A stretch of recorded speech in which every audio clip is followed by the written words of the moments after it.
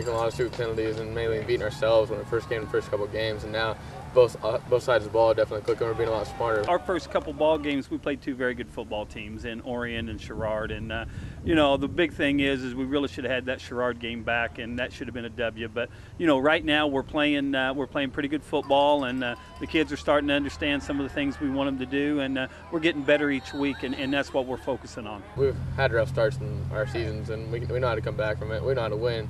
So when we get in a tough situation, we know what we have to do to get back on pace. We certainly got our hands full this week, and we'll really find out if we're where we want to be or if we're not exactly the team we thought we were going to be.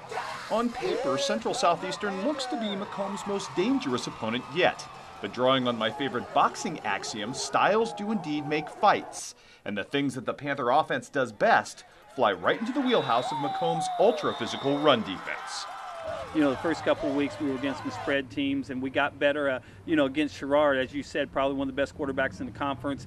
We held him to under 100 yards passing when the week before he had over 200. And then we turned around and faced Martell Hunter against Monmouth, and he was averaging over 200 yards a game rushing, and we held him to 23 yards last week. Well, I think we've got some horses up front in our D-line, and they'll get into a backfield, so it's going to be Brett Taylor and I having to make some tackles, and they're going to run lead, blast, counters right at us, right into our hands, so as long as we can tackle, I think we'll be okay. Also working to their advantage, Central is the second of 3 straight primarily run-oriented offenses the Bombers face here in the middle of the season, sandwiched between Monrose and Illini West.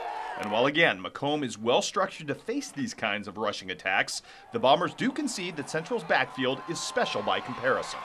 The 3 running backs that they got back there are as good as anybody has in the conference of this part of the state, I feel. And not only are they strong, but the other thing is that they can run. It's different. We've usually faced where they have 1 back or 2 backs. Camp Point brings 3, sometimes 4 different guys at you, and they're all talented. They all bring something a little different. The key is to stay low on them and try to bring them down at their legs because they're all talented. Keeping the Panther offense off the field will certainly help as well, and Macomb enters this game with its offense rolling at max Q. Well, they show the same front as Monmouth, but they definitely have way better athletes than Monmouth. They show guys that they blitz the guys on every single play. We have to be ready to pick that up. We have to be a lot smarter than we have been.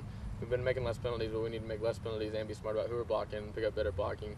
We're just going to run out and spread the ball, run the ball to Chris Jackson and Tyler Fortune because they've been dominant the last couple of games. We can pass the ball around, and we'll make them adjust, and when they adjust, we'll definitely attack as many options as we can. It's definitely a must-win, but also more than that.